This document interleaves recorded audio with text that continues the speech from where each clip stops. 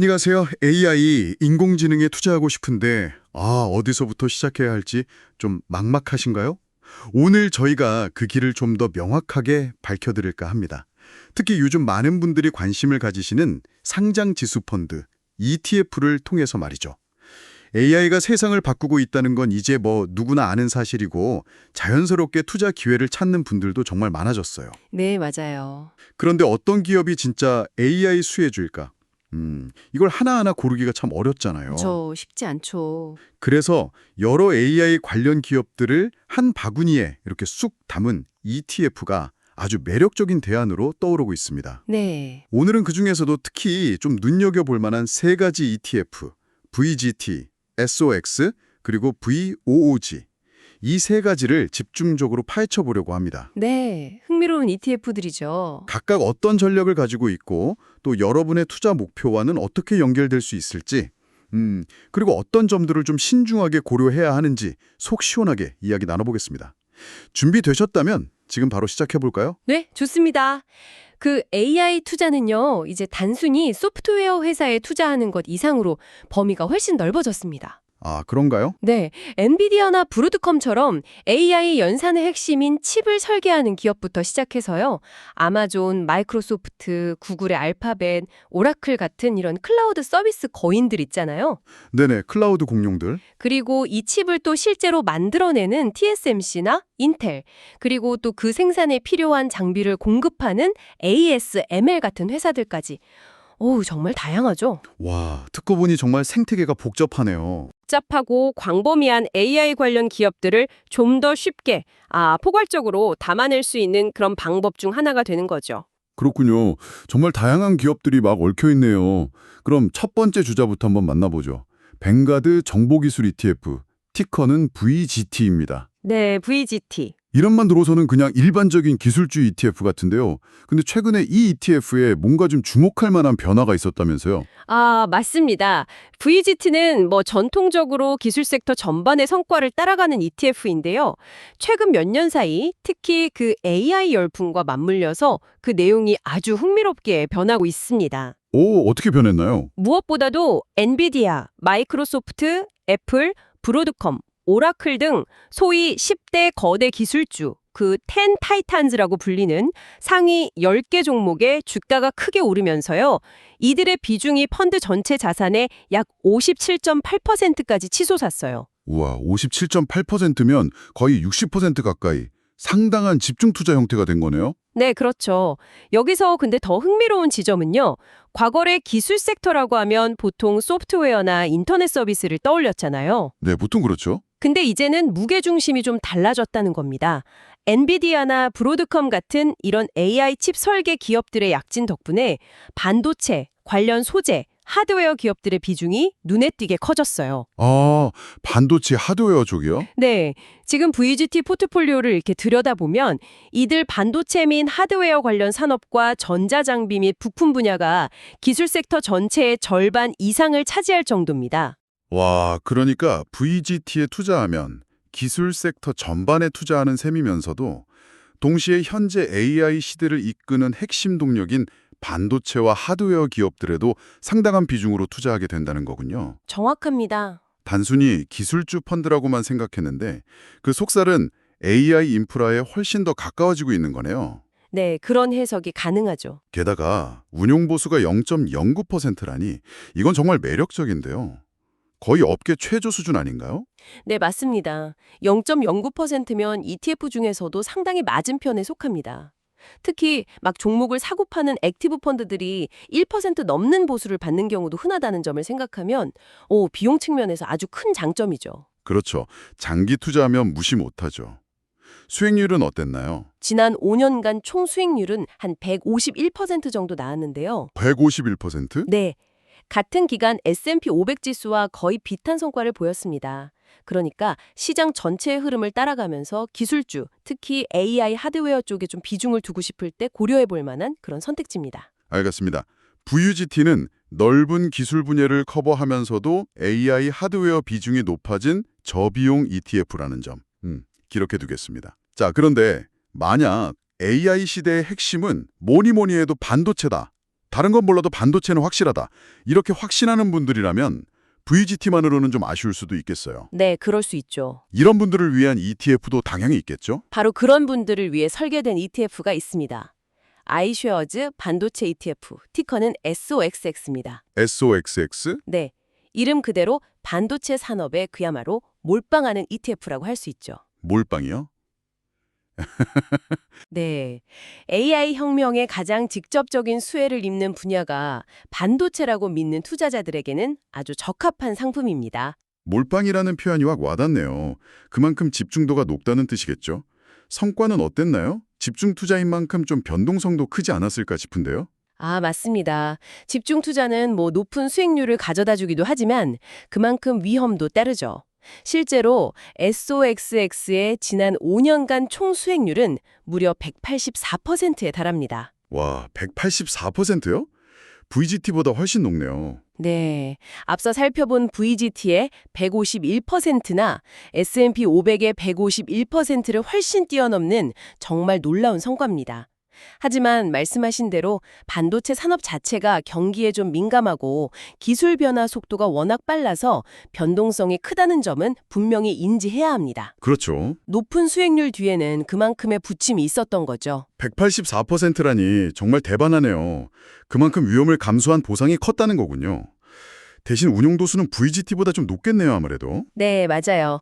SOXX의 운용 보수는 0.34%입니다. 0.34%? 네, VGT의 0.09%보다는 높지만 특정 산업 섹터에 집중 투자하는 ETF들 중에서는 그냥 평균적인 수준이라고 볼 수 있습니다. 아, 그만큼 좀 전문화된 분야에 투자하는 비용이라고 생각할 수 있겠죠. 그렇군요. 그럼 SOXX 안에는 어떤 기업들이 주로 담겨 있나요? 아까 VGT에도 반도체 기업들이 꽤 있었는데 좀 차이가 있을까요? 아, 네, 좋은 질문입니다. SOXX의 가장 큰 특징 중 하나는요, S&P 500 같은 넓은 지수에서는 비중이 작거나 아예 포함되지 않은 그런 중요한 반도체 기업들을 높은 비중으로 담고 있다는 점입니다. 그래요? 예를 들면요? 램리서치, 마벨테크놀로지, 어플라이드 머티리얼즈, KLA 같은 정말 쟁쟁한 반도체 기업들이 각각 4% 이상의 비중을 가집니다. 와, 정말 반도체 핵심 기업들은 다 들어가 있네요. 네, 물론 엔비디아도 핵심 보유 종목 중 하나고요. 그러니까 VGT보다 훨씬 더 순수한 반도체 산업 노출을 제공한다고 보시면 됩니다. 아하, 그러니까 S&P 500이나 VGT에서는 잘 드러나지 않는 그런 반도체 강소기업들까지 폭넓게 담고 있다는 거군요. 네, 그렇죠. 정말 반도체 산업 자체의 성장에 베팅하고 싶다면 확실한 선택지가 되겠네요. 자, 그럼 VGT는 넓은 기술 섹터, SOXX는 반도체 집중 투자, 이렇게 두 가지를 살펴봤습니다. 이번에는 또 다른 관점의 ETF를 만나볼 차례죠. 네, 맞습니다. 이번에는 특정 산업 섹터가 아니라 성장성이라는 키워드에 초점을 맞춘 ETF입니다. 뱅가드 S&P 500 성장 ETF, 티커는 VOOG입니다. VOOG, 이건 이름에 S&P 500이 들어가네요. 그럼 미국 대표 기업 500개에 투자하는 건가요? 아, 기본적으로는 S&P 500 지수 구성 종목 중에서요.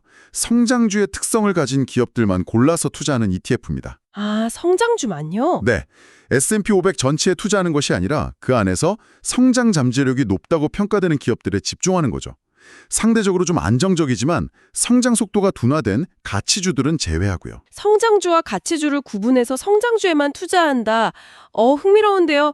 그럼 어떤 기준으로 성장주를 골라내는 건가요? 그 기준이 궁금한데요. 보통 매출 증가율이라든지 이익 증가율, 주가 대비 장부 가치 비율 같은 여러 지표들을 좀 복합적으로 사용해서 성장성이 높은 기업들을 선별합니다.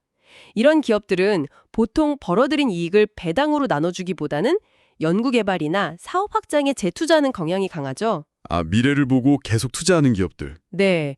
그래서 당장의 안정성보다는 미래의 높은 성장을 기대하는 투자자들이 선호하는 편입니다. 그렇군요. 그럼 이 VOOG의 성과는 어땠나요? S&P 500 전체 지수와 비교해서요? 지난 5년간 보면 S&P 500 지수 수익률을 약간 웃도는 성과를 보였습니다. 약간. 네, 아주 큰 차이는 아니었지만 그래도 성장주 중심의 전략이 어느 정도 효과를 본 셈이죠.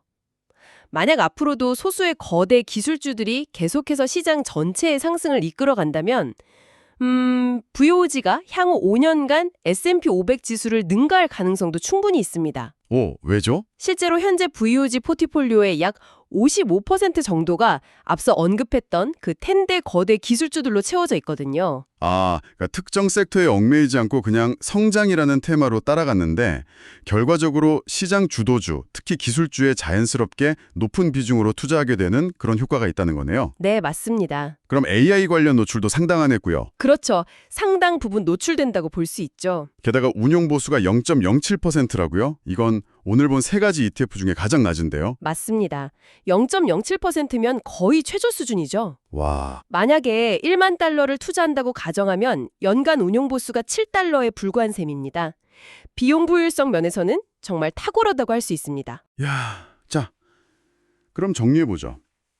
VGT는 기술 섹터 전반에 걸쳐 투자하면서 AI 하드웨어 비중이 높아진 ETF, 네, SOXX는 반도체 산업에 아주 집중 투자하는 ETF, 그렇죠. 그리고 VOOG는 S&P 500 내의 성장주, 특히 기술 주도주에 집중하는 ETF. 각각 개성이 아주 뚜렷하네요. 네, 그렇죠. 세 가지 ETF 모두 각기 다른 투자 철학과 전략을 가지고 있습니다.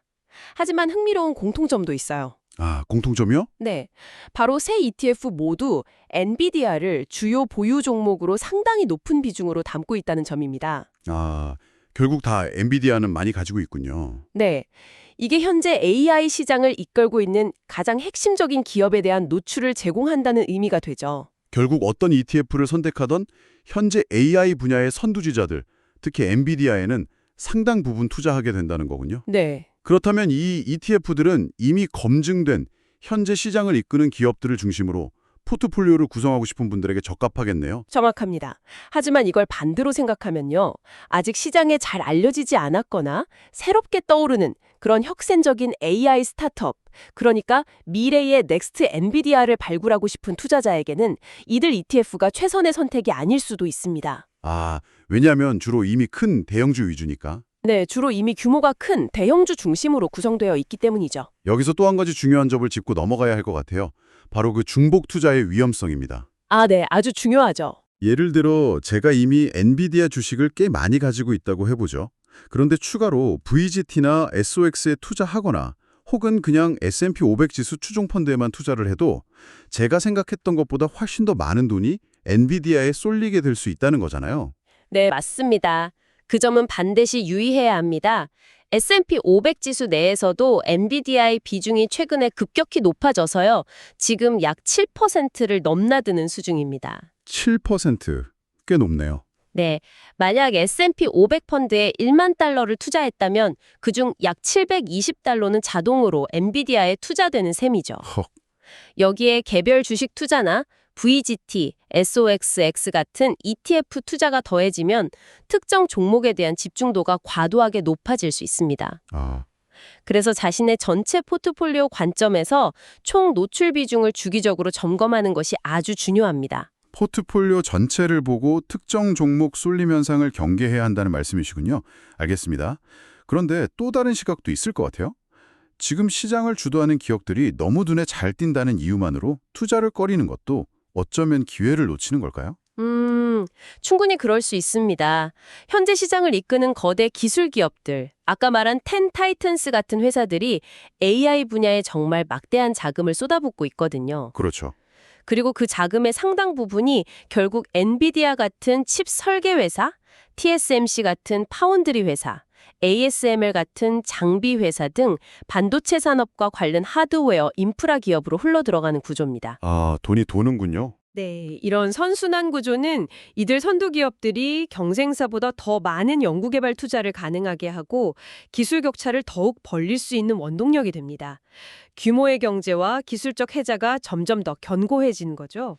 그렇다면 오히려 복잡하게 생각할 것 없이 VGT, SOXX, VOOG 같은 이런 저비용 ETF를 통해서 현재 시장을 확실하게 이끌고 있는 기술주들에 집중 투자하는 것이 어쩌면 향후 몇 년간 시장 평균 수익률을 넘어서는 가장 간단하고 효과적인 방법 중 하나가 될 수도 있겠군요. 네. 뭐랄까? 가장 확실해 보이는 길에 투자하는 전략이라고 할까요? 네, 그런 관점에서 접근하는 것도 충분히 합리적인 전략이 될 수 있습니다.